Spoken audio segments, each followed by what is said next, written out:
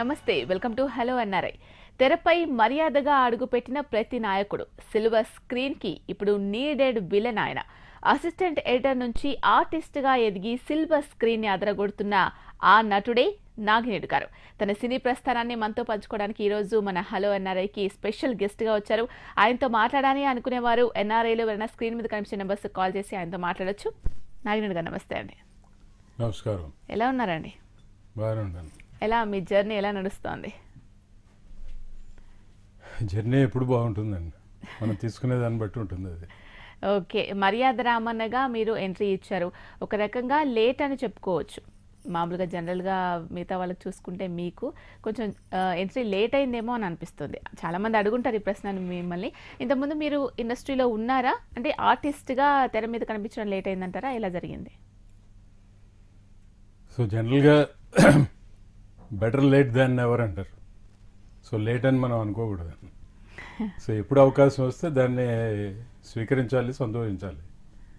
ఇక సినిమా ఇండస్ట్రీకి సంబంధించిన వరకు అందరికీ తెలిసిందే, ఇప్పుడు కొత్తగా చెప్పేదేం లేదు.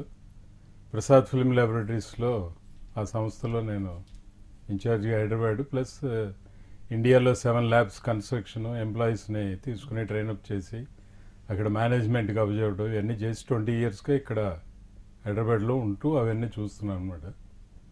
సో ప్రస్తుతం ఇక్కడే హైదరాబాద్ ల్యాబ్ కూడా షూటింగ్ లేనప్పుడు అక్కడ వెళ్తుంటా, నన్ను చూస్తుంటాను. ఓకే, అంటే మీరు ఫస్ట్ నుంచి కూడా మీ కెరియర్ని ఇండస్ట్రీలోనే స్టార్ట్ చేశారా? అంతకుముందు ఏమైనా చేశారా? ఏమి చేయలేదు, స్టార్టింగే ఇండస్ట్రీ అండి. ఇండస్ట్రీలోనే. మరి ఆర్టిస్ట్గా అవకాశం ఎలా వచ్చింది? అదే బెల్లంకొండ సురేష్ గారు ప్రొడ్యూసర్ ఒకసారి నా ఎదురుగా కూర్చుని మీరు ఎందుకు నటించకూడదు అంటే, మీరు అవకాశం ఇస్తే తప్పకుండా చేస్తానంటే అట్లా చెన్నకేశ్వరిలో అవకాశం వచ్చింది. ఓకే, అంటే ఎట్లా మీ వాయిస్ చూసి చేశారా, లేకపోతే మీలో మీరైతే బాగుంటుంది ఆర్టిస్ట్గా అని గుర్తించి చేశారా? ఎలా అంటారు? అంటే కొన్ని సంవత్సరాలుగా నన్ను అబ్జర్వ్ చేశారు. ఎందుకంటే ఆయన ఫస్ట్ సాంబయ్య సినిమా తీసినప్పటి నుంచి సో ల్యాబ్తో పని ఉండి రెగ్యులర్గా వస్తున్నప్పుడు సడన్గా ఆయనకి ఎందుకో అనిపించే మాట అన్నారు. అట్లా చెన్నకేశ్వరిలో ఒక సీన్ క్యారెక్టర్ చేశాను. ఇక అక్కడి నుంచి స్టార్ట్ అయింది ప్రస్థానం. ఓకే ఓకే, దాదాపుగా 20 ఇయర్స్ అవుతుందా మీరు ఇండస్ట్రీకి వచ్చి? అంటే నా ఏజ్ 30 అండి, దాన్ని బట్టి మీరు మెంటల్గా 30 అనమాట. ఫిజికల్గా నాకు తెలియదు, ఎవరన్నా డాక్టర్ని పెట్టి టెస్ట్ చేసుకోవాలి.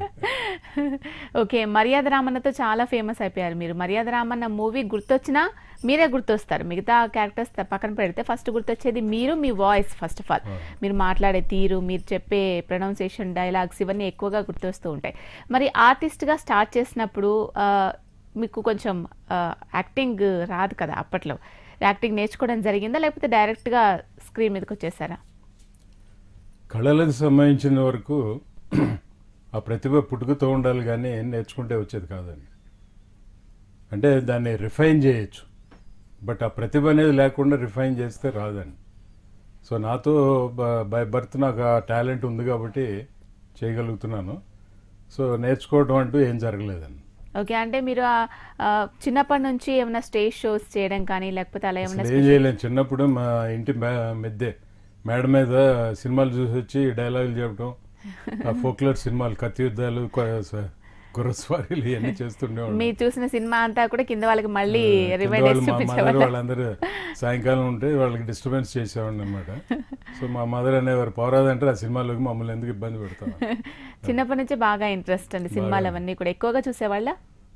బాగా, అంటే ట్యూషన్ కూడా ఎగ్గొట్టి సంగం అనే సినిమా 25 టైమ్స్, సూరజ్ అనే సినిమా 25 టైమ్స్ చూశాను.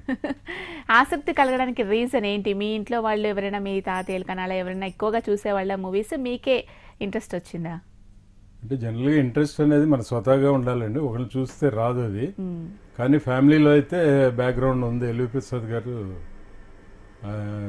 శ్రీమతి ఎల్వి ప్రసాద్ గారు వచ్చి మా తాతగారి సిస్టర్ అనమాట. ఓకే. సో అట్లా మేము గుంతకల్లు వెళ్ళటం, అక్కడ థియేటర్ మా ఫాదర్ కన్స్ట్రక్షన్ చేయడం వల్ల పూలరంగడి సినిమాతో మొదలైంది ఆ థియేటరు. ఆ సినిమా చూపించినప్పటి నుంచి నాకు ఒక నటుడు అవ్వాలనే కోరిక కలిగింది. ఓకే, మర్యాద రామన్నతో ఇంతకుముందు నేను అన్నట్లుగా చాలా ఫేమస్ అయిపోయారు. ఫేమస్ డైలాగ్స్ కూడా ఉన్నాయి. మీ వాయిస్కి చాలామంది అభిమానులు ఉన్నారు. దాంట్లోంచి ఏదైనా ఒక డైలాగ్ ప్రేక్షకుల కోసం ఒకసారి? అంటే డైలాగ్ చెప్పడానికి రాలేదండి ఇక్కడ. వాళ్ళు ఏదైనా క్వశ్చన్లు వేస్తే సమాధానం చెప్పడానికి వచ్చాను. వాళ్ళు కూడా నేను డైలాగ్ చెప్పాలంటే నా మేనేజర్ ఫోన్ చేసి రెమ్యునరేషన్ పే చేస్తే చెప్తాను అనమాట. అంటే మీరు వచ్చారంటే మీ నుంచి వాళ్ళు ఎక్స్పెక్ట్ చేసేది డైలాగ్సే కాబట్టి అడిగాను, ఏదైనా ఒకటి చెప్తే బాగుంటుందని. అంటే డైలాగ్ కంటే ఉపయోగపడే డైలాగే మర్యాద రామన్లోదే. మనసా వాచా కర్మేణ పాటించేదేరా ఆచారం అని చెప్పి ఒక డైలాగ్ చెప్తాను. అంటే మన జీవితంలో ఏది చేయాలన్నా ముందు మనం అనుకోవాలి, నమ్మాలి, దాన్ని పాటించి చేయగలిగితేనే మనం సఫలం చూస్తాం అనమాట. అంటే విజయం చూస్తాం. అదే నిజంగా వాయిస్, యాక్టింగ్, అలాగే ఎక్స్ప్రెషన్స్ అన్నీ కలగలిసి రావాలంటే చాలా కష్టం. చాలా మందికి ఇప్పుడు మనం చూస్తున్న డబ్బింగ్ వేరే వాళ్ళు చెప్తున్నారు, కానీ మీ ఓన్ వాయిస్ చాలా సూపర్గా ఉంది. వాయిస్ ఒకటి విన్నా కానీ మిమ్మల్ని గ్రాఫ్స్ చేసేసుకుంటారు చాలామంది, మీ వాయిస్ కూడా అభిమానులు ఏర్పడతారు. అలాంటిది మీరు ఇన్ని రకాలుగా చేయగలుగుతున్నారు కదా, దానికోసం ఎటువంటి ఇంట్రెస్ట్ క్రియేట్ చేసుకున్నారు, ఎటువంటి సాధన చేశారు, ఎటువంటి కష్టాలు పడ్డారు ఇవన్నీ ఎక్కువ అవ్వడానికి, ఎక్కువ నేర్చుకోవడానికి? అంటే నేను డబ్బింగ్ చెప్పడానికి కారణం కీరవాణి గారు. మర్యాద రామన్కి ఒరిజినల్గా రవిశంకర్తో చెప్పించాలనుకున్నారు. అప్పుడు నేను చాలా హ్యాపీగా ఫీల్ అయ్యాను. అలాంటి ఆయనతో డబ్బింగ్ చెప్పిస్తే నాదేదో ఎలివేట్ అవుతుంది అనుకున్నాను. కానీ కీరవాణి గారు రాజమౌళి గారికి చెప్పింది ఏంటంటే, ఆయన చెప్తేనే డైలాగ్స్ ఆ బాడీ లాంగ్వేజ్ సూట్ అవుతుంది, so I'm passing an order అని చెప్పి ఆయన ఇన్సిస్ట్ చేయడం వల్ల డబ్బింగ్ నేనే చెప్పాను.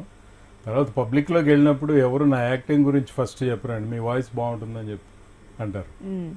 సో అప్పుడు రియలైజ్ అయ్యా అనమాట, ఓహో మన వాయిస్ బాగుంటుంది అనేది.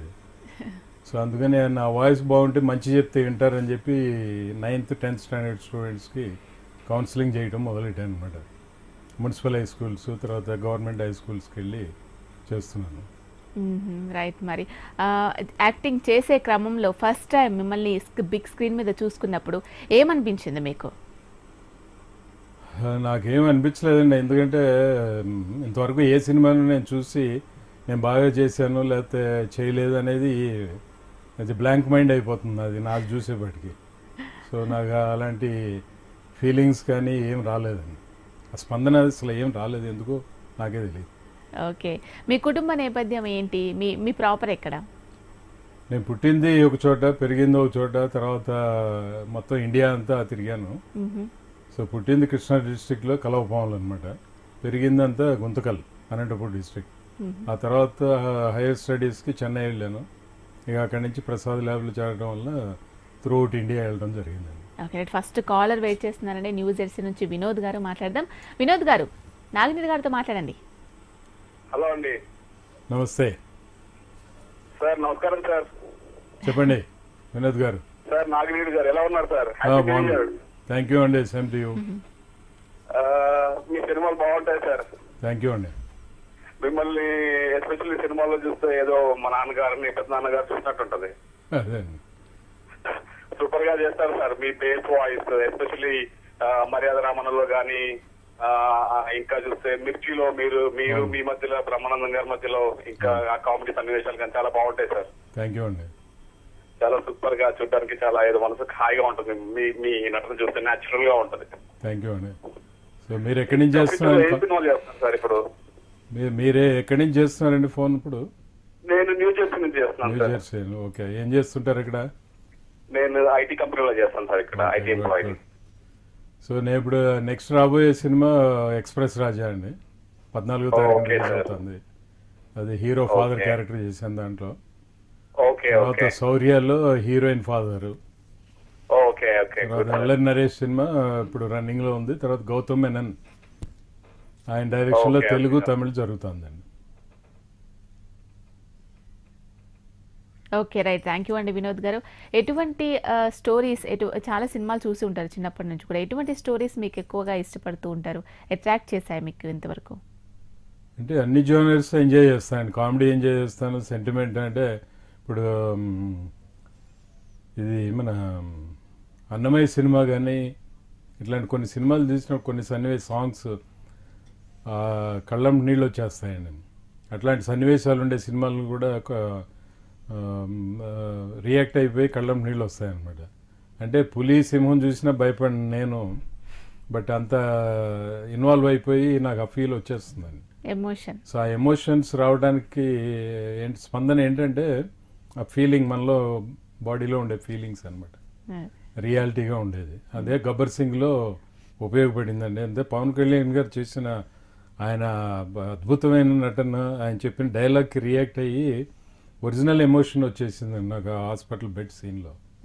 సో దానికి కారణం ఏంటంటే ఆయన పర్ఫార్మెన్స్ అండి. ఓకే, మీ పర్ఫార్మెన్స్ మీ స్క్రీన్ మీద చూసుకున్నప్పుడు నాకంతా బ్లాంక్గా ఉంటుంది, నేనేమి జడ్జ్ చేయలేనని చెప్తున్నారు కదా. మరి మిమ్మల్ని మీ ఇంట్లో కుటుంబ సభ్యులు కావచ్చు, మీకు తెలిసిన ఇండస్ట్రీ పర్సన్స్ కావచ్చు, ఎవరు విమర్శకులు మీకు? మా శ్రీమతి అండి, నాగమణి అనమాట. ఆవిడ ఇంతవరకు ఏ సినిమాలో నన్ను అప్రిషియేట్ చేయలేదు. ఎంతసేపు ఎందుకు అట్లా బిగ తీసుకుంటే ఎలా చెప్తారు, మీరు ఇట్లా ఎందుకుంటారు అట్లా ఎందుకుంటారు అంటుండ్రు. సో అందుకని ఇక ఆవిడ ఫస్ట్ విమర్శన చేసేది ఆవిడ. ఓకే, మరి మీరు మిమ్మల్ని స్క్రీన్ మీద చూసిన తర్వాత ఇండస్ట్రీ నుంచి ఎటువంటి కాంప్లిమెంట్స్ వచ్చాయి మీకు? ఎటువంటి డెవలప్మెంట్స్ చేసుకుంటే ఇంకా బాగుంటుంది, రాణిస్తారు ఇండస్ట్రీలో అని ఏమైనా మంచి కాంప్లిమెంట్స్ ఇచ్చిన వాళ్ళు? అంటే నన్ను ఉత్తమోన్నతమైన పై స్థానంలో పెట్టేశారండి. అంటే ఎస్వి రంగారావు గారు అలాంటి నటులతో పోలుస్తూ కామెంట్స్ రావడం వల్ల ఎక్కడో పైన పెట్టేశారండి. సో అంతకంటే నన్ను దించట్లేదు, వేరే క్యారెక్టర్స్కి ఆలోచించలేకపోతున్నారు అనమాట. అంటే నాకు ఏదైనా ఒక క్యారెక్టర్ ఇవ్వాలంటే అది మీరే చేయగలరు అనిపిస్తే మీకు ఆ క్యారెక్టర్ ఇస్తామండి, మీకు మామూలు క్యారెక్టర్స్ ఇచ్చి ప్రయోజనం లేదన్నట్టుగా అంత రియాక్షన్ ఉంటుందండి డైరెక్టర్స్లోనూ బయట వాళ్ళు కానీ. ఓకే, మరి ఇప్పటి వరకు దాదాపుగా మేము మా అంచనా ప్రకారం 20 years అనుకోవచ్చు మీరు ఇండస్ట్రీలో ఉండబట్టి.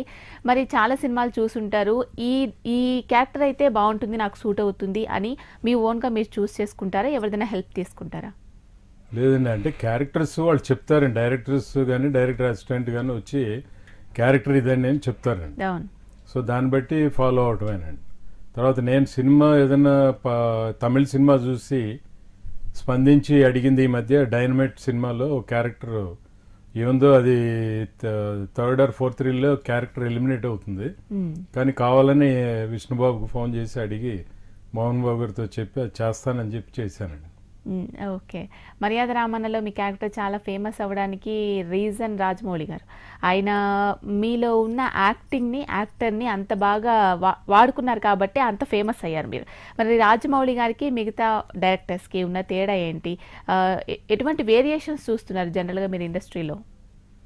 అంటే డైరెక్టర్స్కి వచ్చేప్పటికీ ప్రతి డైరెక్టర్ దగ్గర ఒక ప్రతిభ ఉంటుందండి డెఫినెట్గా, బట్ వాళ్ళు మాలో ఉండే ఆ ప్రతిభను బయటికి తీసే విధానం వేరే విధంగా ఉంటుంది. అంటే రాజమౌళి గారు ఏంటంటే ఆయన స్వతహాగా అన్నీ ఆయనే చేసి చూసుకుని కన్ఫర్మ్ అయిన తర్వాత, మెంటల్గా కన్ఫర్మ్ అయిన తర్వాతే ఆర్టిస్టులకు చెప్పి చేయించుకుంటారు. కొంతమంది డైరెక్టర్లు స్పాట్లో చెప్తారనమాట, ఇట్లా కావాలండి మాకు ఆ ఫీల్ రావాలని చెప్పి చెప్తారు. అంటే నటించి ఇట్లా నాకు కావాలని చెప్పడం కన్ఫ్యూజన్ ఉండదండి, బట్ చెప్పేటప్పుడు మీరు ఇలా చేయండి అని చెప్తే కన్ఫ్యూజ్ అవుతామండి. అందుకని కొంతమంది ఇప్పుడు కొరటాల శివ గారు ఉన్నారు, మిర్చి సినిమాలో ఆయన ఏం కన్ఫ్యూజ్ చేయలేదు, నాకు ఇలా ఉండాలని చెప్పి ఇండైరెక్ట్గా చెప్పడం వల్ల కన్ఫ్యూజన్ లేకుండా చేయగలుగుతామండి. అట్లా ప్రతి డైరెక్టర్ దగ్గర ఏదో ఒక విధంగా చెప్పటము, చేసి చూపించటము, వాళ్ళు ఎక్స్ప్లెయిన్ చేసిన విధానాన్ని బట్టి అర్థం చేసుకుని చేయాలండి నటుడు. చేయకపోతే అది పాత్ర పండదండి. అవును, కరెక్ట్. మర్యాద రామన్న, ఇట్లా మిర్చి, ఇంకా చాలా మూవీస్లో గబ్బర్ సింగ్లో ఫాదర్ క్యారెక్టర్ చేశారు, ఇంకా 2-3 సినిమాలలో కూడా ఫాదర్ క్యారెక్టర్స్ చేశారు. ఆ విలన్ క్యారెక్టర్ చేసేటప్పుడు, ఫాదర్ క్యారెక్టర్ చేసేటప్పుడు చాలా వేరియేషన్స్ చూపించాల్సిన అవసరం ఉంటుంది. మరి దానికి ఎటువంటి ప్రాక్టీస్ చేసేవాళ్ళు మీరు? ఎక్కడైనా కష్టంగా అనిపించేదా ఎప్పుడైనా? లేదండి, నాకు దేవుడిచ్చిన వరం ఏంటంటే నాకు నటన రాదండి. ఒక క్యారెక్టర్ చెప్పగానే నేనే ఆ క్యారెక్టర్ అయితే ఎలా ఉంటుందో అది ఆటోమేటిక్గా నాకు తెలియకుండానే వచ్చేస్తుందండి. నేనేం అనుకుని ఇలా నటించాలి, ఇట్లా చెప్పాలి, డైలాగ్ ఇలా డెలివరీ ఇవ్వాలనేది అసలు మైండ్కి రాదండి. టోటల్గా బ్లాంక్ మైండ్తోనే ఉంటాను. డైరెక్టర్ చెప్పగానే వన్స్ అక్కడ నిలబడి లైట్స్ ఆన్ చేసి కెమెరా స్టార్ట్, కెమెరా అనే యాక్షన్ అనగానే ఏదైతే క్యారెక్టర్ నాకు ఎక్స్ప్లెయిన్ చెప్పారో ఆ క్యారెక్టర్లోకి నేను ట్రాన్స్లోకి వెళ్ళిపోతానండి ఆటోమేటిక్గా. అంటే నాకు తెలియకుండానే వెళ్తానండి. సో అందువలన నాకు నటన రాదని చెప్తాను, నేను న్యాచురల్గా క్యారెక్టర్లోకి వెళ్ళడం వల్ల. అంటే న్యాచురల్గా మీరు ఆ క్యారెక్టర్ నేనే అయితే ఎలా చేస్తానని ఊహించుకొని దాన్ని చేస్తూ ఉంటారనమాట.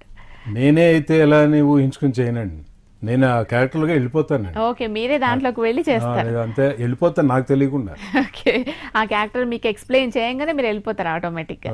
ఓకే, అందుకే అంత మీకు దానికి ఒకటి కారణం ఏమై ఉండొచ్చు అంటే, నేను ప్రసాద్ ల్యాబ్లో ఉన్నప్పుడు ఎన్నో వందల సినిమాలు రిలీజ్ టైంలో రాత్రింబావులు కూర్చుని డిస్ట్రిబ్యూటర్స్ని, ఎగ్జిబిటర్స్ని, తర్వాత ప్రొడ్యూసర్స్, ఫైనాన్షియర్స్ వీళ్ళందరితో వేరే విధంగా డీల్ చేయాల్సి వచ్చేది. ఎందుకంటే ఆ సినిమా రిలీజ్ అవ్వాలంటే వీళ్ళందరినీ సెట్ చేసి, సో అక్కడ తెలియకుండానే నటించేవాడిని అనమాట. ఒకసారి అరవాల్సి వచ్చేది, ఒకసారి బతిమాలాల్సి వచ్చేది, ఎన్నో కుతంత్రాలు అనొచ్చు, లేకపోతే ఏదైనా అనొచ్చు. సో అట్లా అది నా బాడీలో అది ఆటోమేటిక్గా వచ్చేసిందేమో అని నేను అనుకుంటాను. Okay, right. మీరు డైరెక్ట్ చేయడం ఫస్ట్ తెలుగులోనే మూవీ చేశారా, లేకపోతే హిందీ, తమిళ అలా ఏమైనా చేశారా? ఫస్ట్ తెలుగే చేశాను, చెన్నకేశ్వరరెడ్డి. తర్వాత తమిళ్లో పள்ளிకూడం అనే సినిమా చేశాను. ఓకే, అది పள்ளிకూడం అంటే బడి. దాంట్లో స్నేహ గారికి చిన్న క్యారెక్టర్. ఆ క్లిప్పింగ్స్ మా ఎడిటింగ్ లో ఉండే ఇన్ఛార్జ్ తమిళరాజు గారు రాజమౌళి గారికి చూపించారు. అప్పుడు ఆయన స్పందించి మర్యాద రామన్న అవకాశం ఇచ్చారు. అక్కడ కూడా మీరే డబ్బింగ్ చెప్పుకున్నారా? లేదండి, తమిళ్లో వేరే వాళ్ళు చెప్తున్నారు. అంటే వాళ్ళు స్లాంగ్ గురించి ఆలోచిస్తున్నారు ఏమో తెలియదు. బట్ నేను ఆ మధ్య చేసిన వేదాళం, అంతకుముందు తని ఉరువన్ ముందు కాకి చట్ట, ఇట్లా అన్నిటికీ బయట వాళ్ళతోనే చెప్పించారు. తర్వాత మర్యాద రామన్న తమిళ్లో తీసినప్పుడు వల్లవనికి పుల్లు మాయుధం, అది కూడా బయట వాళ్ళతోనే చెప్పించారు. ఓకే, తమిళ్లో వచ్చేసి మొత్తం బయట వాళ్ళే చెప్పారు. ఇప్పుడు అది కూడా నేర్చుకుని మీతో చెప్పించుకోవడానికి, మీరు చెప్పడానికి కూడా ఏమైనా ట్రై చేస్తున్నారా తమిళ్లో? అంటే నేను బాగా మాట్లాడతాను, చదువుతానండి, స్క్రిప్ట్ చదువుతాను. కానీ స్లాంగ్ లో వాళ్ళు ఎందుకో మరి భయపడుతున్నారు అని నాకు తెలియదు. బట్ నేనైతే కాన్ఫిడెంట్ గా చెప్తున్నాను, నేనే డబ్బింగ్ చెప్తానని చెప్తున్నాను. కానీ బట్ వాళ్ళు ఎందుకో ఉపయోగించుకోవట్లేదండి. ఓకే, మరి అక్కడ సినిమాలకి మన సినిమాలకి ఏంటి తేడా? ఏంటి అంటే తేడా అంటే, మనం మొదటి నుంచి మన తెలుగు వాళ్ళు ఏంటంటే మినిమం లైఫ్ మనకి మొదటి నుంచి తల్లిదండ్రులు ఏర్పరచడం వల్ల మన కాన్ఫిడెన్స్ వేరండి. వాళ్ళు పట్టుదలతో చేస్తారండి. వాళ్ళకి ఏంటంటే తమిళనాడులో మొదటి నుంచి వాళ్ళ కాలానుగుణంగా వచ్చిన జాబ్ అంటే ఒక ఇన్కమ్ లేని పరిస్థితుల నుంచి వచ్చిన వాళ్ళు కాబట్టి వాళ్ళకు ఒక వెంజెన్స్ లాగా కానీ లేకపోతే పట్టుదల కానీ ఉండి చేస్తారనమాట. ఇక్కడ మనకు మినిమం గ్యారెంటీ ఉండడం వల్ల మన వే ఆఫ్ ఫంక్షన్ వేరే విధంగా ఉంటుందండి. ఓకే, ఇప్పటి వరకు విలన్ క్యారెక్టర్స్ చేశారు, ఫాదర్ క్యారెక్టర్స్ చేశారు, ఇప్పుడు చిన్నాన్న క్యారెక్టర్స్ కూడా చేశానని చెప్తూ ఉన్నారు కదా. మరి మిమ్మల్ని చూసిన వాళ్ళందరూ కూడా మీ దగ్గర నుంచి ఇవే తీసుకోవాలి, ఈ క్యారెక్టర్స్కే బాగుంటారని అనుకుంటూ ఉంటారు డైరెక్టర్స్. మరి మీరు ఎటువంటి క్యారెక్టర్స్ చేయాలనుకుంటున్నారు పర్సనల్గా? ఇది చేస్తే నేను బాగుంటుంది, నాకు ఇది సూట్ అవుతుంది, నేను ఇది చేయాలనుకుంటున్నాను అని ఎప్పుడైనా మీకు అనిపించిందా? ఇక్కడేనండి చాలా పెద్ద ప్రాబ్లం ఏంటంటే, నన్ను ఎక్కడో పైన ఒక స్థాయిలో ఉంచేయడం వల్ల నేను ఇది కూడా చేయగలను అని నేను వాళ్ళతో ఎట్లా చెప్తానండి? అది వాళ్ళకి అనిపించి చేయించుకోవాలన్నమాట. అట్లాగే ఇప్పుడు రావు గోపాలరావు గారు ఆ రోజుల్లో ఒక సాఫ్ట్ కామెడీ చేయటం మొదలెట్టారు, తర్వాత సత్యనారాయణ గారు చేయటం మొదలెట్టారు, తర్వాత జయప్రకాష్ రెడ్డి గారు. అది ఏదో ఒక స్టేజ్లో ఒక ఆఫర్ వచ్చినప్పటి నుంచి అది క్లిక్ అవుతుందండి. నా అంతటి నేను చేయగలను అని చెప్తే అది వాళ్ళకి ఆ కాన్ఫిడెన్స్ రావాలి కదండి. ఓకే, మిమ్మల్ని ఇండస్ట్రీ మొత్తం కూడా ఒక మంచి స్టేజ్లోకి తీసుకెళ్ళింది. ఆ స్టేజ్లో నుంచి మళ్ళీ కిందికి వాళ్ళు ఆలోచించట్లేదు, మిమ్మల్ని తీసుకోవట్లేదు కూడా. అంత మంచి స్థాయికి మీరు తీసుకెళ్లారు కదా. మరి నెక్స్ట్ మూవీస్ వస్తున్నప్పుడు ఇంకా బాధ్యత ఎక్కువ పెరుగుతుంది ఒక రకంగా చెప్పుకోవాలి. ఎందుకంటే ఆ స్థాయి దాకా చేసిన తర్వాత మళ్ళీ డౌన్ అయింది అనిపించేలాగా ఉండొద్దు, అభిమానులకు కావచ్చు, డైరెక్టర్స్కి కావచ్చు. మరి దానికోసం ఎటువంటి కృషి చేస్తున్నారు మీరు? అంటే యాక్చువల్గా క్యారెక్టర్గా వాళ్ళు అట్లా ఆ స్థాయి అనుకుంటున్నారు, కానీ ఇది వేరే క్యారెక్టర్ చేయడం అది డౌన్ కాదండి. ఎందుకంటే ప్రతి నటుడు, ప్రతి క్యారెక్టరు వాళ్ళ ప్రతిభ వల్ల మొత్తం సినిమా ఒక స్టోరీగా స్క్రీన్లో చూపించగలుగుతామండి. ఒక నటుడు వల్లనే సినిమా ఆడదండి. ఒక డైరెక్టర్ దాన్ని చిత్రీకరించి అందరు ఆర్టిస్టుల యొక్క ప్రతిభని షోకేస్ చేయడం వల్ల సినిమా ఆడుతుంది. అందుకని ఇక్కడ పై స్థాయి కింద స్థాయి అనేది ఏమి ఉండదండి. మన ఊహ అంతే, అదేదో టాప్ అని అనుకుంటాం కానీ అట్లా ఏమి ఉండదండి. ఓకే, ఎస్వి రంగారావు గారు అంతటి వాళ్ళతో మిమ్మల్ని పోలుస్తూ ఉన్నారు కదా. మరి ఆయన మూవీస్ ఎక్కువగా మీరు చూస్తూ ఉంటారా? అంటే ఆటోమేటిక్గా కొన్ని మూవీస్ చూస్తూ ఉన్నప్పుడు ఆయన ఇమిటేట్ చేసేస్తాం ఒక్కొక్కసారి మనకి తెలియకుండానే. అలా ఎప్పుడైనా జరిగిందా? నాకు ఇమిటేషన్ రాదండి. ఎందుకంటే ఏమైనా ప్రాంప్టింగ్ చేసినా కూడా ఒక వర్డ్ చెప్తే నేను డైలాగ్ చెప్పలేను. ఇంకోళ్ళు ఇమిటేషన్ చేసే ప్రతిభ కూడా నాలో లేదండి. సో నాకేది అనిపిస్తుంది, నాకేది వస్తుందో నా బాడీలో ఆటోమేటిక్గా అదే చేస్తాను నేను. ఓకే ఓకే, మీ ఫ్యామిలీ గురించి చెప్పండి సార్. మీకు పిల్లలు, మేడం? సో మేము నా 2 పిల్లలు, సో 2 మైనస్ అనమాట. అంటే మైనస్ అంటే ఏంటని అవుతున్నారు. చెప్పాలి సార్, మైనస్ ఎందుకు అవుతారు? 2 మగ పిల్లలండి. ఎందుకంటే వాళ్ళ దారిని వాళ్ళు వెళ్ళిపోతారు. తర్వాత పెళ్ళిళ్ళు అయిన తర్వాత ఇక లైఫ్ వేరే విధంగా ఉంటుంది. అదే ఆడపిల్లలు అయితే ఇంటికి వస్తుంది కాబట్టి హాలిడేస్లో కూడా. సో అందుకని ఆ విధంగా మైనస్ అంటున్నానంటే డబ్బులుగా కాదండి. Okay okay. వాళ్ళకు కూడా ఇంట్రెస్ట్ ఉందా ఇండస్ట్రీ సైడ్ ఏమైనా రావాలి? లేదండి. లేదు. మీ హాబీస్ ఏంటి? మీరు జనరల్గా మామూలు టైంలో ఏం చేస్తూ ఉంటారు సినిమాలు కాకుండా? నాకు మొదటి నుంచి నావెల్స్ చదవటం అలవాటు అండి, ఇంగ్లీష్ నావెల్స్ అనమాట.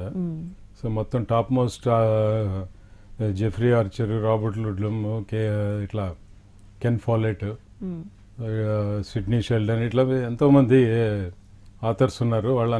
అందరి పుస్తకాలు almost starting from James Hadley chase నుంచి, అంతకుముందు యూనిట్ బ్లైటన్ చిన్నపిల్లల కోసం ఫేమస్ 5 ఇట్లాంటివి ఉన్నాయండి.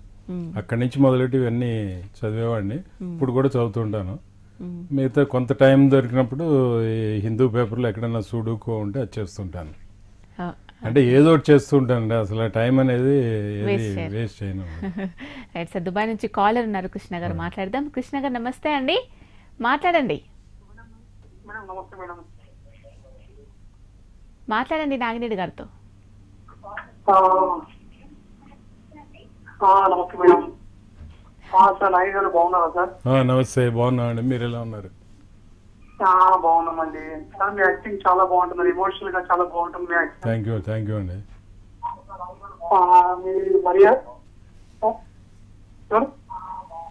మీ వాయిస్ బ్రేక్ అవుతుందండి. సార్ మీ మర్యాద రామన్లో మంచి యాక్టింగ్ సార్, మీది చాలా బాగుంటుంది ఎమోషనల్ గా. అసలు థ్యాంక్ యూ అండి. మీ ఒక ఫేస్ లో ప్రతి ఒక్క ఎక్స్ప్రెషన్ చాలా బాగుంటుందండి. థ్యాంక్ యూ అండి.